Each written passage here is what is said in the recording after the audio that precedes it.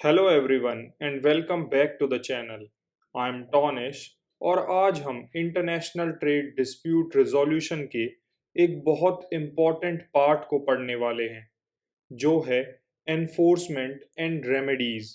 जब countries trade rules को तोड़ती हैं तो हम कैसे ऐसी सिचुएशन में ये इंश्योर कर सकते हैं कि वो रूल्स को फॉलो करें, और अगर वो उन रूल्स को फॉलो नहीं करते तो हम क्या स्टेप्स ले सकते हैं।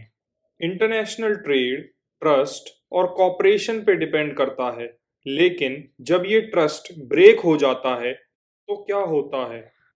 कैसे डब्ल्यूटीओ ये इंश्योर करता है कि कंट्रीज उसकी रूलिंग्स को माने, और अगर वो कंप्लाई नहीं करते तो कौन सी रेमेडीज अवेलेबल हैं। आज हम इस वीडियो में एनफोर्समेंट प्रोसेसेस और रेमेडीज के बारे में पढ़ेंगे जो ट्रेड डिस्प्यूट को रिजॉल्व करने में मदद करते हैं। हम कंप्लायंस, कंपनसेशन, रिटेलिएशन और सर्वेलेंस से लेकर ये पढ़ेंगे कि कैसे ये टूल्स ग्लोबल ट्रेड को फेयर और प्रेडिक्टेबल बनाए रखते हैं। तो चलिए शुरू करते हैं और जानते हैं इंटरनेशनल ट्रेड में एनफोर्समेंट के रोल के बारे में। ग्लोबल ट्रेड जैसे कॉम्प्लेक्स और इंटरकनेक्टेड सिस्टम में रूल्स और एग्रीमेंट्स एसेंशियल होते हैं ताकि ट्रांजैक्शंस स्मूथली और फेयरली हो सकें। लेकिन सिर्फ रूल्स होने से काम नहीं चलता, इन रूल्स को एनफोर्स कराने का एक सिस्टम भी होना जरूरी है। एनफोर्समेंट वो मैकेनिज्म है जो इंश्योर करता है कि कंट्रीज ने डब्ल्यूटीओ के अंदर जो ट्रेड रूल्स एग्री किए हैं वो कंट्री उन्हें फॉलो करें। अगर प्रॉपर एनफोर्समेंट नहीं होगी तो कंट्रीज आसानी से एग्रीमेंट्स को तोड़ सकेंगी, जिससे ट्रस्ट ब्रेक हो जाता है और ग्लोबल ट्रेड सिस्टम में इंस्टेबिलिटी आ सकती है। एनफोर्समेंट ग्लोबल ट्रेड में क्रेडिबिलिटी और प्रिडिक्टेबिलिटी बनाए रखने के लिए ज़रूरी है। अगर कंट्रीज को ये लगता है कि वो बिना कॉन्सिक्वेंसेस के ट्रेड एग्रीमेंट्स को तोड़ सकती हैं, तो इसका रिजल्ट ट्रेड कॉन्फ्लिक्ट्स, रिटेलिएशन और ब्रेकडाउन ऑफ कॉपरेशन हो सकता है। एनफोर्समेंट ये इंश्योर करता है कि कंट्रीज अपने कमिटमेंट्स को पूरा करें। इससे इंटरनेशनल ट्रेडिंग सिस्टम की इंटीग्रिटी प्रोटेक्ट होती है। डब्ल्यूटीओ फ्रेमवर्क के अंदर एनफोर्समेंट को डिस्प्यूट सेटलमेंट बॉडी मैनेज करती है। ये रूलिंग्स के साथ कंप्लायंस को मॉनिटर करती है, और जब कोई कंट्री अपने कमिटमेंट्स को पूरा नहीं करती तब रेमेडीज की इम्प्लीमेंटेशन को ओवरसी करती है। इससे ये इंश्योर होता है कि डिस्प्यूट्स को फेयरली रिजॉल्व किया जाए और सभी डब्ल्यूटीओ मेंबर्स के लिए रूल्स कंसिस्टेंटली एनफोर्स किए जाएं।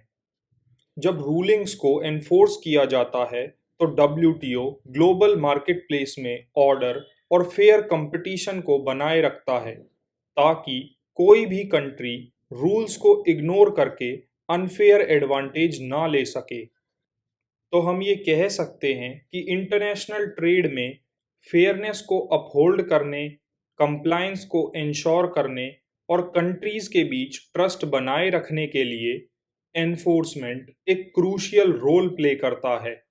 अगर ये एनफोर्समेंट ना हो तो ग्लोबल ट्रेड के रूल्स का कोई मतलब नहीं रहेगा।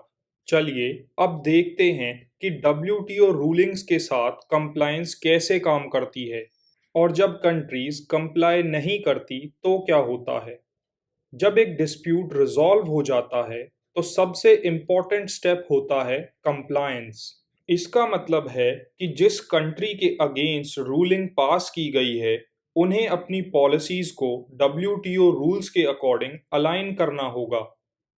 जब डब्ल्यूटीओ की डिस्प्यूट सेटलमेंट बॉडी रूल करती है कि एक कंट्री ने ट्रेड एग्रीमेंट को वॉयलेट किया है, तो पहली एक्सपेक्टेशन यही होती है कि वॉयलेटिंग कंट्री करेक्टिव एक्शंस ले, जिसमें हो सकता है कि वो ट्रेड पॉलिसीज को रिपील करें, किसी रेगुलेशन को बदलें या ट्रेड के बैरियर्स को हटाएं जो डब्ल्यूटीओ एग्रीमेंट के अगेंस्ट पाए गए हैं। इसके लिए कंट्रीज को टिपिकली एक रीजनेबल टाइम पीरियड दिया जाता है ताकि वो रूलिंग्स के साथ कंप्लाई कर सकें। ये टाइम फ्रेम अक्सर दोनों पार्टीज के बीच नेगोशिएट किया जाता है या अगर ज़रूरत पड़े तो डब्ल्यूटीओ खुद डिसाइड कर सकती है। इसका गोल यही होता है कि लूजिंग कंट्री को इतना टाइम दिया जाए कि वो ज़रूरी चेंजेस कर सके बिना अफेक्टेड पार्टी को ज़्यादा नुकसान पहुंचाए। डिस्प्यूट सेटलमेंट बॉडी कंट्रीज के कंप्लायंस एफर्ट्स को क्लोजली मॉनिटर करती है। जो कंट्री केस हार जाती है उसे अपने एक्शंस के बारे में रिपोर्ट करना पड़ता है जो वो रूलिंग्स को इम्प्लीमेंट करने के लिए ले रही है। इस प्रोसेस से ट्रांसपेरेंसी और अकाउंटेबिलिटी इंश्योर होती है जिससे डब्ल्यूटीओ ट्रैक कर सकता है कि रिक्वायर्ड चेंजेस सच में हो रहे हैं या नहीं। इन रेगुलर अपडेट्स के जरिए डब्ल्यूटीओ इंश्योर करता है कि कंप्लायंस सिर्फ एक प्रॉमिस ना रहे बल्कि कैरी आउट भी किया जाए। ये ग्लोबल ट्रेडिंग सिस्टम को फेयर और रिलायबल बनाए रखता है। कुछ केसेस में जो कंट्री इन्वॉल्व होती हैं वो एक म्यूचुअली एग्रीड सॉल्यूशन पर भी पहुंच सकती हैं जिसमें हारने वाली पार्टी को कंप्लायंस में लाने का तरीका तय किया जाता है। इसमें फर्दर नेगोशिएशंस हो सकती हैं ताकि पॉलिसीज को एडजस्ट किया जा सके और ट्रेड में कम से कम डिसरप्शंस हों। ऐसे नेगोशिएटेड सॉल्यूशंस से अक्सर कंप्लायंस फास्टर और स्मूथली हो जाता है। तो आसान शब्दों में हम ये कह सकते हैं डब्ल्यूटीओ रूलिंग्स के साथ कंप्लायंस का मतलब है कि कंट्रीज अपनी पॉलिसीज को इंटरनेशनल ट्रेड रूल्स के हिसाब से एडजस्ट करें। ये प्रोसेस ये इंश्योर करता है कि ग्लोबल ट्रेडिंग सिस्टम फेयर और प्रेडिक्टेबल रहे। तो चलिए अब जानते हैं कि क्या होता है जब कोई कंट्री डब्ल्यूटीओ रूलिंग्स के साथ कंप्लाई नहीं करती। वैसे तो ज़्यादातर कंट्रीज फर्दर कन्फ्लिक्ट्स अवॉइड करना प्रेफर करती हैं और डिसीजन के साथ कंप्लाई कर लेती हैं। लेकिन कभी-कभी ऐसे केसेस भी होते हैं जहां कंप्लायंस नहीं होती। ऐसी सिचुएशंस में डब्ल्यूटीओ रेमेडीज ऑफर करता है ताकि अफेक्टेड पार्टी को रिलीफ मिल सके। तो चलिए वन बाय वन देखते हैं कि नॉन कंप्लायंस के अगेंस्ट क्या-क्या रेमेडीज हो सकती हैं। सबसे पहली रेमेडी है कंपनसेशन। अगर वॉयलेटिंग कंट्री कंप्लाई नहीं कर सकती या कंप्लाई करना नहीं चाहती तो अफेक्टेड कंट्री ट्रेड बेनिफिट्स के थ्रू कंपनसेशन मांग सकती है। इसका मतलब है कि वॉयलेटिंग कंट्री कुछ मार्केट एक्सेस या टैरिफ रिडक्शन ऑफर कर सकती है ताकि जो नुकसान हुआ है उसकी भरपाई की जा सके। कंपनसेशन को अक्सर दोनों कंट्रीज के बीच नेगोशिएट किया जाता है और ये ट्रेड रिलेशन में बैलेंस रिस्टोर करने में मदद करता है। लेकिन यहाँ इम्पॉर्टेंट बात यह है कि कंपनसेशन वॉलंटरली होता है और हो सकता है कि दोनों पार्टीज इस पर एग्री ना करें। इस केस में दूसरी रेमेडीज यूज की जाती हैं। अगर कंपनसेशन पॉसिबल नहीं होता तो अफेक्टेड कंट्री के पास ये राइट होता है कि वो रिटेलिएटरी मेजर्स ले सके जिसे हम सस्पेंशन ऑफ कंसेशंस भी कह सकते हैं। इसका मतलब है कि वॉयलेटिंग कंट्री पर टैरिफ इम्पोज किए जा सकते हैं या ट्रेड रिस्ट्रिक्शंस लगाई जा सकती हैं ताकि जो वॉयलेशन के कारण नुकसान हुआ है उसको ऑफसेट किया जा सके। ये रिटेलिएटरी मेजर्स वॉयलेटिंग कंट्री के लिए काफ़ी कॉस्टली हो सकते हैं और ये एक प्रेशर क्रिएट करते हैं कि वो रूलिंग के साथ कंप्लाई करें। लेकिन रिटेलिएशन को ओरिजिनल वॉयलेशन के कंपैरिजन में प्रोपोर्शनेट होना चाहिए ताकि जो मेजर्स लिए जा रहे हैं वो डैमेजेस से ज़्यादा ना हों। रेमेडीज में प्रोपोर्शनैलिटी का प्रिंसिपल काफ़ी इम्पॉर्टेंट है। रिटेलिएटरी एक्शंस को ओरिजिनल हार्म के स्केल के साथ मैच करना चाहिए। डब्ल्यूटीओ इन मेजर्स को रिव्यू करता है ताकि ये इंश्योर किया जा सके कि ये फेयर और बैलेंस्ड हैं। इससे ट्रेड कॉन्फ्लिक्ट्स को और ज़्यादा एस्केलेट होने से रोका जा सकता है। रिटेलिएशन का एक वेल नोन एग्जाम्पल है यूरोपियन यूनियन का बनाना डिस्प्यूट। जहां यूरोपियन यूनियन ने डब्ल्यूटीओ रूलिंग के साथ कंप्लाई नहीं किया, जिसका रिजल्ट ये हुआ कि यूनाइटेड स्टेट्स ने यूरोपियन गुड्स पर टैरिफ इम्पोज किए ताकि यूरोप के नॉन कंप्लायंस के अगेंस्ट रिटेलिएट किया जा सके। ये केस दिखाता है कि जब कंप्लायंस नहीं होता तो रिटेलिएशन को कैसे यूज किया जा सकता है फेयरनेस को रिस्टोर करने के लिए। तो ये कहा जा सकता है कि ऐसी सिचुएशंस में जहां कंट्री डब्ल्यूटीओ रूलिंग्स के साथ कंप्लाई नहीं करती, अपोजिट कंट्री के पास दो मेन रेमेडीज होती हैं, जो है कंपनसेशन और रिटेलिएशन। इन दोनों का ही मेन गोल होता है बैलेंस रिस्टोर करना और ग्लोबल ट्रेड सिस्टम में फेयरनेस को इंश्योर करना। अब जब हमने नॉन कंप्लायंस की रेमेडी के बारे में बात कर ली है, चलिए डब्ल्यूटीओ डिस्प्यूट्स में अवेलेबल अलग-अलग तरह की रेमेडीज पर भी नज़र डाल लेते हैं। ये रेमेडीज ये इंश्योर करती हैं कि जब ट्रेड रूल्स वायलेट होते हैं, तो ट्रेड बेनिफिट्स का बैलेंस वापस से रिस्टोर हो जाए और ग्लोबल ट्रेडिंग सिस्टम की इंटीग्रिटी बनी रहे। सबसे पहली रेमेडी है कंपनसेशन। ये एक वॉलंटरी रेमेडी है, लेकिन काफ़ी बार ये प्रेफर्ड सॉल्यूशन होता है क्योंकि ये डिस्प्यूट को एस्केलेट किए बिना ट्रेड बैलेंस रिस्टोर करने में मदद करता है। जब एक कंट्री जीतने वाली पार्टी को कंपनसेट करती है, तो अक्सर वो मार्केट एक्सेस बढ़ाती है, टैरिफ्स कम करती है या और ट्रेड बेनिफिट ऑफर करती है ताकि जो नुकसान हुआ है उसकी भरपाई की जा सके। कंपनसेशन से दोनों पार्टीज इशू को डिप्लोमेटिकली रिजॉल्व कर सकती हैं और ये ऑफन दोनों देशों के बीच कोऑपरेटिव रिलेशनशिप बनाए रखने के लिए यूज किया जाता है। लेकिन जैसा हमने पढ़ा था कि कंपनसेशन पर हमेशा एग्रीमेंट पॉसिबल नहीं होता।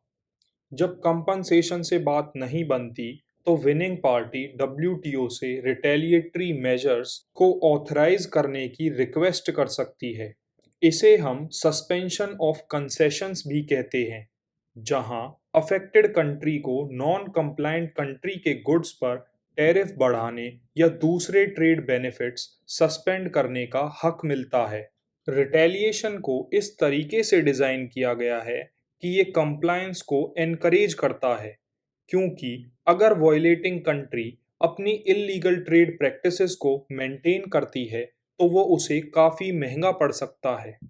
यहाँ सबसे इम्पॉर्टेंट बात ये है कि रिटेलिएटरी मेजर्स हमेशा ओरिजिनल वॉयलेशन के कंपैरिजन में प्रोपोर्शनल होने चाहिए, ताकि ये मेजर्स डिस्प्यूट को अननेसेसरी तरीके से एस्केलेट ना करें। तीसरी रेमेडी है म्यूचुअली एग्रीड सॉल्यूशंस। ये सबसे डिप्लोमेटिक रेमेडी है। इसमें फॉर्मल रेमेडीज जैसे कंपनसेशन या रिटेलिएशन पर रिलाय करने की बजाय इन्वॉल्व्ड कंट्रीज मिलकर एक सॉल्यूशन नेगोशिएट कर सकती हैं, जिससे दोनों पार्टीज सेटिस्फाई हों। इसमें कुछ ट्रेड ऑफ्स हो सकते हैं, जहां वॉयलेटिंग कंट्री क्लेम को ड्रॉप करने के एक्सचेंज में कुछ कंसेशंस देती है। म्यूचुअली एग्रीड सॉल्यूशंस अक्सर फास्टर और ज़्यादा एफिशिएंट होते हैं, क्योंकि ये कंट्रीज को अपने टर्म्स पर डिस्प्यूट रिजॉल्व करने का मौका देते हैं, बिना किसी फॉर्मल एनफोर्समेंट की ज़रूरत के। ये सॉल्यूशंस अक्सर लॉन्ग टर्म कमिटमेंट को रिफ्लेक्ट करते हैं ताकि अच्छी ट्रेड रिलेशंस बनी रहें। कोई भी रेमेडी हो, प्रोपोर्शनैलिटी का प्रिंसिपल हमेशा इम्पॉर्टेंट होता है। डब्ल्यूटीओ ये इंश्योर करता है कि फिर चाहे कोई भी रेमेडी हो, कंपनसेशन या रिटेलिएशन, वो हमेशा ओरिजिनल वॉयलेशन के हार्म के कंपैरिजन में प्रोपोर्शनेट हो, ताकि वो रेमेडी अननेसेसरी तरीके से डिस्प्यूट को ना बढ़ाए और ट्रेड के बैलेंस को बनाए रखे। तो आसान शब्दों में हम ये कह सकते हैं कि फिर चाहे वो डब्ल्यूटीओ डिस्प्यूट की कोई सी भी रेमेडी हो, लेकिन वो हमेशा किए गए हार्म के प्रोपोर्शनल होनी चाहिए ताकि ग्लोबल ट्रेड में फेयरनेस बनी रहे। जब एक रेमेडी पे एग्री कर लिया जाता है या फिर एक रूलिंग इशू कर दी जाती है, तो ये इंश्योर करना ज़रूरी होता है कि जिस कंट्री को वॉयलेशन का जिम्मेदार पाया गया है, वो रिक्वायर्ड चेंजेस को फॉलो करे। और यहीं पे डब्ल्यूटीओ के सर्वेलेंस मैकेनिज्म का रोल आता है। ये मैकेनिज्म कंप्लायंस को मॉनिटर करने के लिए डिज़ाइन किया गया है, ताकि रूलिंग्स इफेक्टिवली एनफोर्स की जा सकें। डब्ल्यूटीओ रूलिंग्स के इम्प्लीमेंटेशन को ओवरसी करने में डिस्प्यूट सेटलमेंट बॉडी एक काफ़ी इम्पॉर्टेंट रोल प्ले करती है। जब भी कोई डिसीजन लिया जाता है, तो ये बॉडी केस को एक्टिव सर्वेलेंस में रखती है, ताकि कंप्लायंस का ध्यान रखा जा सके। डिस्प्यूट में इन्वॉल्व कंट्रीज को रेगुलर रिपोर्ट सबमिट करनी होती हैं, जिसमें उन्हें क्लियरली ये मेंशन करना होता है कि उन्होंने कंप्लायंस के प्रति क्या-क्या स्टेप्स लिए। ये प्रोसेस इंश्योर करता है कि वॉयलेटिंग पार्टी सिर्फ कंप्लायंस का एक वादा ना करे, बल्कि एक्चुअल में ज़रूरी एक्शंस ले, ताकि वो अपनी पॉलिसीज़ को डब्ल्यूटीओ रूल्स के हिसाब से अलाइन कर सके। सर्वेलेंस प्रोसेस में वॉयलेटिंग कंट्री से रेगुलर रिपोर्ट ली जाती है। ये रिपोर्ट स्पेसिफाई करती है कि कंट्री ने कंप्लायंस के लिए कौन से स्पेसिफिक मेजर्स लिए हैं। Dispute settlement body in reports को रिव्यू करती है, ताकि ये देखा जा सके कि प्रोग्रेस हो रही है या नहीं, और अगर कोई डिलेज या इश्यूज हैं तो उन्हें प्रॉम्प्टली एड्रेस किया जा सके। अगर कोई कंट्री कंप्लायंस में देरी करती है या एडिक्वेट मेजर्स नहीं लेती, तो डिस्प्यूट सेटलमेंट बॉडी केस को सर्वेलेंस में रखती है, जब तक कि इशू पूरी तरह से रिजॉल्व नहीं हो जाता। किसी भी कंट्री का इनिशियली कंप्लायंस कर लेना सर्वेलेंस को खत्म नहीं करता। डब्ल्यूटीओ ये इंश्योर करता है कि कंट्रीज लंबे समय तक कंप्लायंस मेंटेन करें और अपनी पुरानी अनफेयर ट्रेड प्रैक्टिसेस पर शिफ्ट ना हो जाएं। ये ongoing monitoring global trade system की इंटीग्रिटी को बनाए रखने के लिए एसेंशियल है। चलिए अब डब्ल्यूटीओ के एनफोर्समेंट और रेमेडी मैकेनिज्म की वर्किंग को कुछ लीडिंग केस लॉज से और अच्छे से समझते हैं। ये केसेस दिखाते हैं कि इन टूल्स का इस्तेमाल करके कैसे बड़े इंटरनेशनल ट्रेड डिस्प्यूट्स को रिजॉल्व किया गया। एक सबसे इम्पॉर्टेंट केस है यूएस स्टील टैरिफ केस। 2002 में यूनाइटेड स्टेट्स ने स्टील इंपोर्ट पर टैरिफ्स लगाए, जिनके लिए उन्होंने नेशनल सिक्योरिटी कंसर्न्स का हवाला दिया। कई देश जैसे यूरोपियन यूनियन, जापान और चाइना ने इन टैरिफ्स को डब्ल्यूटीओ में चैलेंज किया। डब्ल्यूटीओ ने रूलिंग दी कि ये टैरिफ्स उनके ट्रेड एग्रीमेंट्स के वॉयलेटिव हैं और यूनाइटेड स्टेट्स को इन्हें हटाने के लिए कहा गया। डब्ल्यूटीओ के सुपरविजन के तहत आखिरकार यूएस ने इन रूलिंग्स के साथ कंप्लाई किया, ताकि ग्लोबल ट्रेड में वापस से बैलेंस क्रिएट किया जा सके। ये केस कंप्लायंस की इम्पोर्टेंस को हाईलाइट करता है। ऐसा ही एक और लीडिंग केस है यूरोपियन यूनियन का बनाना केस। इस डिस्प्यूट में यूरोपियन यूनियन की प्रेफरेंशियल ट्रेड टर्म्स को लैटिन अमेरिकन कंट्रीज ने चैलेंज किया। डब्ल्यूटीओ ने लैटिन अमेरिकन कंट्रीज के फेवर में रूलिंग दी और यूरोपियन यूनियन के नॉन कंप्लायंस के चलते यूनाइटेड स्टेट्स ने रिटेलिएटरी टैरिफ्स लगाए। ये केस हाईलाइट करता है कि जब कंप्लायंस में देरी होती है, तो रिटेलिएशन कैसे एक रेमेडी के रूप में काम करता है और कैसे ये वॉयलेटिंग पार्टी को कंप्लाई करने पर मजबूर करता है। एक और प्राइम एग्जाम्पल है ब्राज़ील का कॉटन केस। ये केस कंपनसेशन और रिटेलिएशन दोनों को रेमेडीज के तौर पे हाईलाइट करता है। इस केस में ब्राज़ील ने यूएस के कॉटन प्रोडक्शन के लिए दिए जाने वाली सब्सिडीज को चैलेंज किया, ये कहते हुए कि ये सब्सिडीज अनफेयर हैं और ब्राज़ीलियन किसानों को नुकसान पहुंचा रही हैं। डब्ल्यूटीओ ने ब्राज़ील के पक्ष में फैसला दिया, जिसके चलते यूएस ब्राज़ील को कंपनसेशन देने के लिए तैयार हो गया, जिसमें ट्रेड बेनिफिट और डायरेक्ट पेमेंट देना शामिल था। ये इसलिए किया गया ताकि रिटेलिएटरी मेजर्स से बचा जा सके। ये डिस्प्यूट दिखाता है कि कैसे कंपनसेशन का इस्तेमाल एक कॉन्फ्लिक्ट को बिना ज़्यादा बढ़ाए रिजॉल्व करने के लिए किया जा सकता है, और साथ ही इससे हार्म्ड कंट्री को रिलीफ भी मिलता है। ये सभी केसेस दिखाते हैं कि डब्ल्यूटीओ का enforcement mechanism real world situation में कैसे काम करता है। ये केसेस इस बात को भी दिखाते हैं कि सर्वेलेंस कितना ज़रूरी है ताकि रूलिंग को पूरी तरह से इम्प्लीमेंट किया जा सके और देश अपनी कमिटमेंट्स का पालन करें। चलिए अब इस सिस्टम के कुछ चैलेंजेस को भी देख लेते हैं। एक सबसे बड़ा चैलेंज है appellate body crisis. Appellate body जो डिस्प्यूट केसेस में अपील्स को रिव्यू करती है, अपॉइंटमेंट की कमी के कारण 2019 से सही तरीके से काम नहीं कर पा रही है। जब तक अपीलेट बॉडी फंक्शनल नहीं होगी, देशों के लिए डब्ल्यूटीओ रूलिंग्स के खिलाफ अपील कर पाना मुश्किल हो जाएगा, जिसके कारण एनफोर्समेंट में डिलेज होंगी और डिस्प्यूट्स अनरिजॉल्व रहेंगे। इसी के चलते काफ़ी केसेस का बैकलॉग बन गया है और डिस्प्यूट सेटलमेंट सिस्टम की क्रेडिबिलिटी पर सवाल उठ रहे हैं। जब तक अपीलेट प्रोसेस पूरी तरह से ऑपरेशनल नहीं होता, एनफोर्समेंट को मैनेज करना काफ़ी मुश्किल हो जाएगा। एक और बड़ी चुनौती है कंप्लायंस में डिले। जब डब्ल्यूटीओ कोई रूलिंग जारी करता है, तो कई बार देश एक्सपेक्टेड टाइम से ज़्यादा लेते हैं उन रूलिंग्स को फॉलो करने के लिए, और खासकर ऐसी सिचुएशंस में जहां उन्हें उन रूलिंग्स से कंप्लाई करने के लिए अपने डोमेस्टिक लॉज या ट्रेड पॉलिसीज में बदलाव करने पड़ते हैं। ये डिलेज ग्लोबल ट्रेड सिस्टम में अनसर्टेनिटी पैदा करते हैं, जिससे अफेक्टेड देशों को कंप्लायंस के लिए इंतज़ार करना पड़ता है या फिर रिटेलिएटरी मेजर्स का सहारा लेना पड़ता है ताकि डिफ़ॉल्टिंग कंट्री जल्दी एक्शंस ले, क्योंकि लंबी देरी से बिजनेसेस को नुकसान पहुंचता है और इंटरनेशनल ट्रेड रिलेशनशिप्स में डिसरप्शंस आती हैं।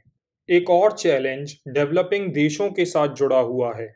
वैसे तो डब्ल्यूटीओ अपने सभी मेंबर्स को डिस्प्यूट सेटलमेंट सिस्टम तक पहुंचा देता है, लेकिन फिर भी कुछ डेवलपिंग देश रिसोर्सेज और कैपेसिटी की कमी के कारण रूलिंग्स को पूरी तरह से इम्प्लीमेंट करने में या नॉन कंप्लायंट देशों के खिलाफ इफेक्टिव तरीके से रिटेलिएशन करने में चैलेंजेस का सामना करते हैं।